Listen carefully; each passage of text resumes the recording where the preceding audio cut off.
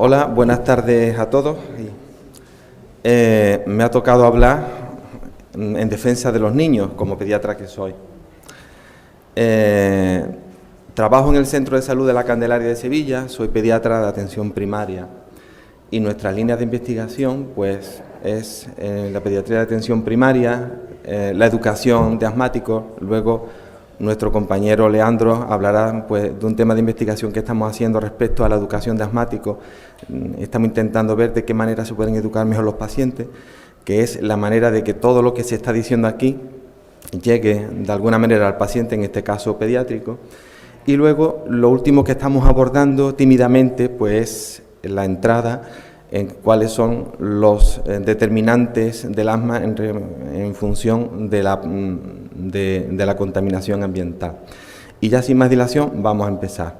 Quiero agradecer a todos los que me han precedido explicar lo que es el asma, puesto que no había preparado yo un poco lo que es el asma. Entre las dos doctoras, bueno, pues ya prácticamente paso a la siguiente. Hay una serie de preguntas que nos hacemos, sobre todo los pediatras, que tenemos muchos problemas a la hora de identificar el asma, es si un niño pequeño con síntomas de asma va a seguir teniendo asma en la vida adulta, es decir, si es un verdadero asmático. Si el asma es una enfermedad, un grupo de enfermedades, como ya se ha visto anteriormente en la sala, si el asma se da igual en todos los países, ya prácticamente se ha contestado previamente, pero veremos cómo se ha llegado a esa conclusión de que no. Si está aumentando el número de niños con asma, ¿qué favorece el desarrollo del asma? Si se puede prevenir el asma. Daros cuenta que la primera sesión que presentó la doctora de investigación básica es intentar corregir todo lo que se ha ido desencadenando en función de los síntomas y de los problemas en el asma. Y nosotros como pediatras somos preventivistas y queremos llegar a que no se desarrolle ese asma y queremos saber de dónde viene y hacia dónde va. Y luego, pues, ¿qué se está haciendo para controlar el asma? Prácticamente en eso ya no vamos a entrar, puesto que necesitaría pues otra sesión más. Yo creo que sobre todo como preventivistas vamos a intentar ver de dónde viene. ¿El niño pequeño con síntomas de asma seguirá teniendo asma en la vida adulta? Eso es lo que nos preguntan siempre las madres. ¿Se le quitará con el desarrollo o no? Bien, para eso vamos a ver la historia natural. Y es que la tercera parte de todos los niños que vemos menor de 2 años tienen síntomas de asma. Y luego, como dicen muchas madres que esperan que se vaya con el desarrollo, efectivamente a partir de los 13 años se ha reducido una tercera parte estos niños que tenían síntomas parecidos al asma en los primeros años. Y finalmente al adulto, según la serie, puede llegar a un 5 a un 7%. Nos interesa conocer cuál es este 5 o 7% de personas que verdaderamente tienen un asma. Para eso se necesitan estudios de cohorte, es decir, de seguimiento desde que se nace, incluso podemos decir desde el embarazo, nace el niño hasta que finalmente llega a la adolescencia. ¿Qué es lo que está pasando? Aquí pongo hasta la foto, porque es Fernando Martínez, el investigador principal que ha dado solución a todos estos aspectos. Su estudio empezó en el año 1980 y aún sigue dando datos. Se hizo aproximadamente en 1.200 y pico de niños desde el nacimiento y se hizo un seguimiento durante 30 años en el cual se veían a los niños periódicamente, se les hacía una evaluación con una serie de cuestionarios, se le hacían pruebas de función pulmonar y espirometrías y con realización de prick test para ver qué tipo de alergia había. Y entonces se definieron 3 tipos de fenotipos, uno relacionado posiblemente con el tabaquismo materno, en el que los fetos nacían más pequeños y su vía aérea era más pequeña, otro relacionado con procesos respiratorios infecciosos en los primeros años de vida, por el padecimiento fundamentalmente del virus respiratorio sincitial, y finalmente, que es lo que nos ha hablado la doctora del Carlos Haya, bueno, pues el problema alérgico son aquellos que realmente van a ser asmáticos toda la vida y son los que nos interesa conocer. Resaltando la importancia de sus hallazgos, es que hay 3 tipos de procesos con distinta evolución en la primera infancia, que nos ha proporcionado pistas para diferenciarle con una serie de indicadores de cuáles son los diferentes procesos que dan lugar a ello, que el tabaquismo ambiental está directamente implicado y que la obesidad, sobre todo en la mujer en la edad puberal, es cuando puede desarrollar más problemas. A partir de este estudio se han generado muchos más estudios de seguimiento en Europa, son los estudios de corte europeo con más de 20 y tantos mil, incluso algunos con más de 100.000 niños nacidos y seguidos a lo largo del tiempo, como vemos en esta diapositiva, con una serie de años. Lo más importante de los que han empezado el estudio de Ibon, el ALSPAC, y el estudio de Piama, que es holandés. A propósito de todo esto, luego volveremos a ver por qué es importante conocer toda la evolución a lo largo del tiempo. Hay una pregunta que se nos hacemos, que es si se distribuye el asma por igual en todo el mundo. En esto ha sido el estudio ISAAC, realizado en más de 90 países, con 233 centros y más de 700.000 estudiantes de 13 y 14 años, y de niños de 6 a 7 años, 388.000. Y eso ha sido en cortes transversales, no ha sido estudiado a lo largo del tiempo, sino en un momento dado cuántos niños manifiestan síntomas.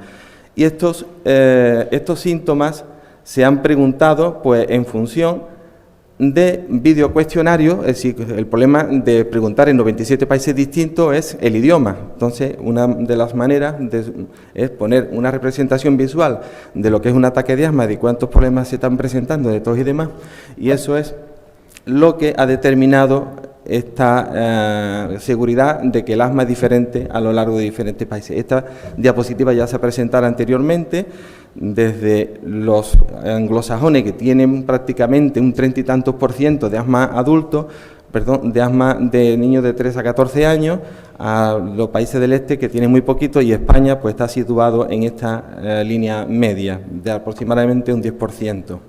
Entre la fase 1 y la fase 3, que ha consistido en hacer esos mismos cuestionarios, se ha comprobado que el asma ha aumentado en el tramo de edad, como se ha dicho anteriormente, de 6 a 7 años de edad. Y algo está pasando para que esté aumentando el asma en estos últimos años. ¿Qué favorece el desarrollo de este asma? Para eso se está recurriendo a estudios de genética por un lado y estudios ambientales. Concretamente, en estos estudios colaborativos europeos, ha aprovechado el consorcio Gabriel y ha realizado, fijaros, el genoma de más de 26.000 niños y adultos asmáticos y no asmáticos, donde se ha vigilado o donde se ha investigado 582.000 variantes genéticas distintas que podrían ser la clave de donde se está desarrollando el asma, realizando más de 15.000 millones de análisis. Es una brutalidad a la hora de llegar a saber qué es lo que está pasando. ¿Cuáles son los hallazgos del consorcio Gabriel? Pues identifica en una serie de cromosomas hasta 9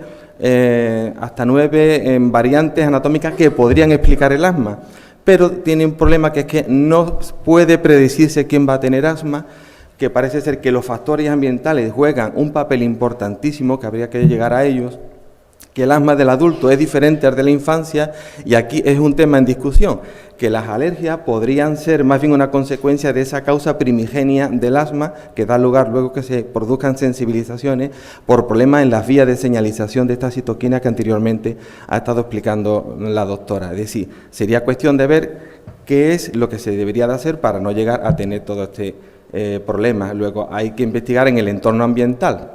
Y aquí hay estudios en el cual se identifican que la exposición prenatal al tabaco, bien sea de la madre o bien sea por tabaquismo pasivo, aumenta las infecciones respiratorias y el asma.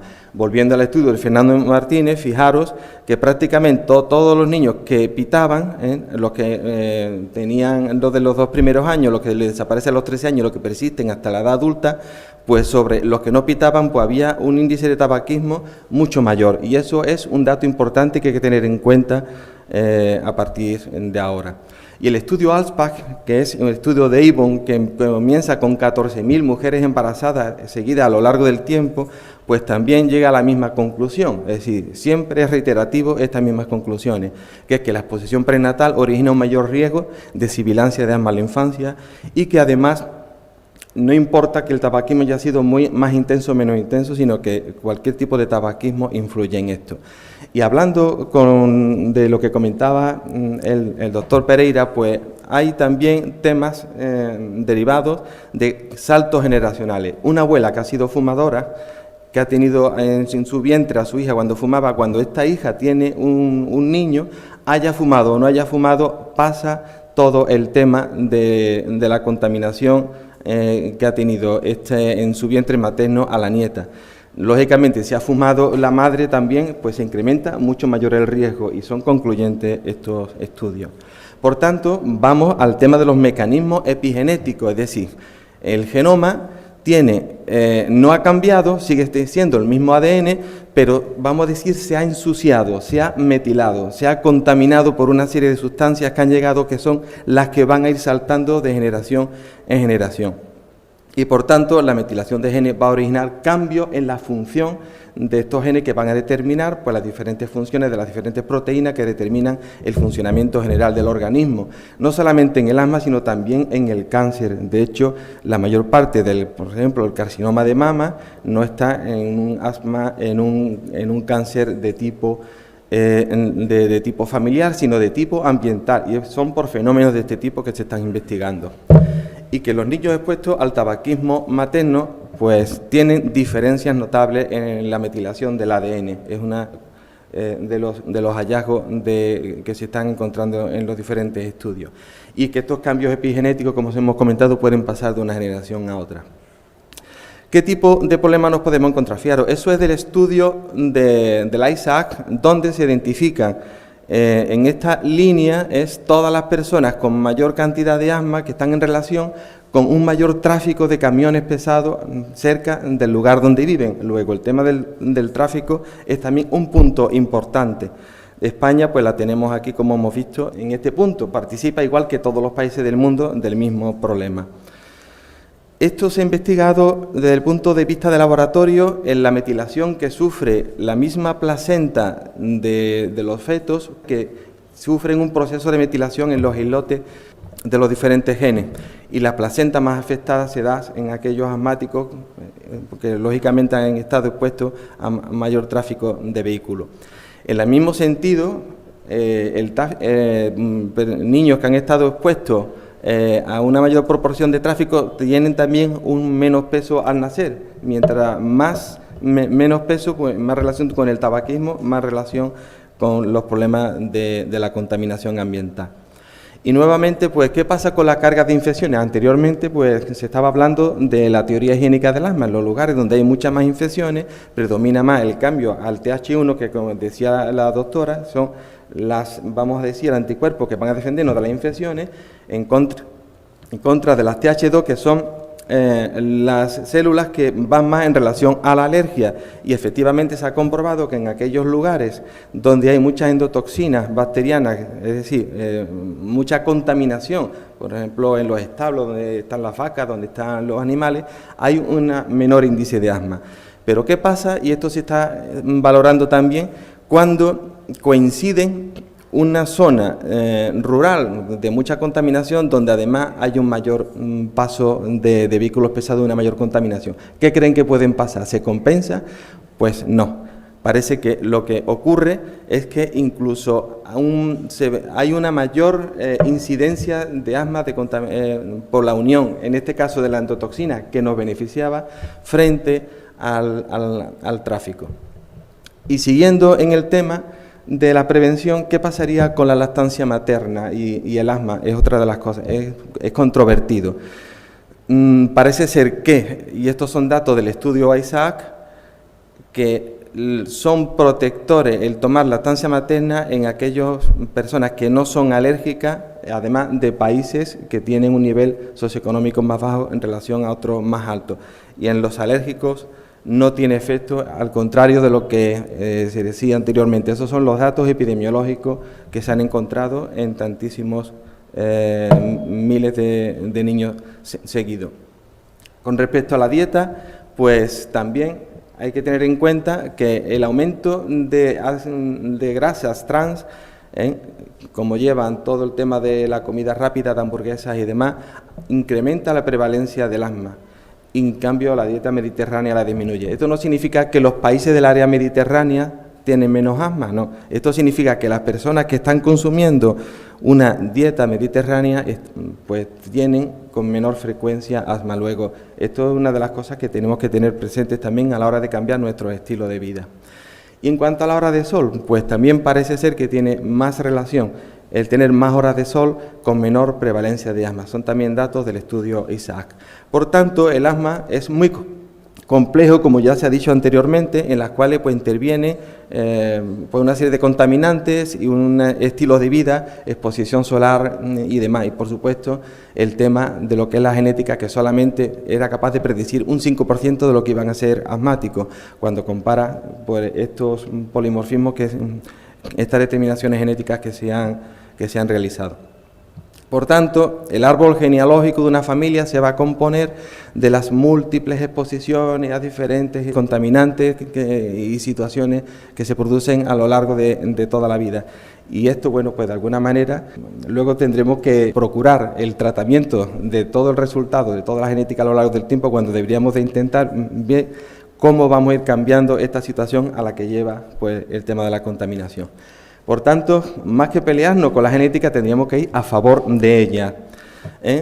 Los ámbitos de la prevención, en este caso, pues sería en el hogar, fundamental. Siempre pensamos que nos resuelvan los políticos las cosas, ¿no? En la comunidad, que es donde tendrían que intervenir los políticos, a nivel nacional y a nivel internacional. Podemos decir el protocolo de Kioto, ¿verdad?, que se está hablando últimamente, que hay países que no lo han firmado. Y esto, pues, de alguna manera puede estar influyendo muy negativamente en todo el mundo, ¿no?, si todo el mundo no pone su granito de arena. El efecto de la contaminación industrial se ha estudiado y se ha visto que un aumento de solamente 10 microgramos en las concentraciones de humo negro incrementa la mortalidad hasta un 0,8%, y que el total de partículas en suspensión también se asocia con un aumento en la mortalidad diaria. Se ha visto en un estudio del ambiente de Cartagena que la implantación de una vigilancia pues determina una disminución de la contaminación, y luego yo creo que esto se puede hacer no solamente en ciertas zonas, sino en todas las zonas. De hecho, tenemos repartido por toda Sevilla una serie de estaciones, y eso pasa en todas las capitales, en la cual te están midiendo el óxido nitroso, el ozono, las partículas de pequeño calibre, de menores de 10 micras, que son las que están originando problemas, y en cambio no se pone en ningún ayuntamiento que yo sepa ningún tipo de medida para poner en marcha una serie de actividades de emergencia para el caso que se presente. Si sabemos lo que hay, pero no se está haciendo nada para saberlo. Este es un estudio del grupo del CREAL de Barcelona, de Jordi Sunyer, donde ellos determinan que disminuir la concentración de sustancias de 50 a 20 micras, pues beneficiaría en un año de 8.500 muertes, menos de 21.000 casos de bronquitis en niños y menos de 54.000 crisis asmáticas en niños, y estamos hablando solamente del área de Barcelona. Por tanto, tenemos que cambiar los estilos de vida, preferir lo que es la lactancia al pecho, como está diciendo este bebé, frente a la alimentación al biberón, cambiar nuestro estilo a la hora de comer. Para eso tendría que intervenir también las autoridades, cambiando, porque mucho podemos decir los médicos en nuestra consulta, pero si luego un anuncio de una de las hamburgueseras aparece en el televisor, pues yo creo que ahí tenemos muchos contramensajes en contra de esto. Y luego, bueno, pues cambiar lo que sería el estilo de vida a la hora de ir al colegio, mejor andando que ir en coche, utilizar un estilo de vida al aire libre más que en casa, tirado en el sofá. Que las madres, bueno, pues hagan una buena actividad física durante su embarazo, mejor que hábitos tóxicos, y muchas actividades de tiempo libre. Y nada más, no sé si me he pasado mucho del tiempo, pero era un poco la visión de todas las cosas como la veamos los pediatras, y es lo que nos preocupa, de que se llegue a tener que utilizar esas terapias tan avanzadas que está investigando nuestra querida doctora. Muchas gracias.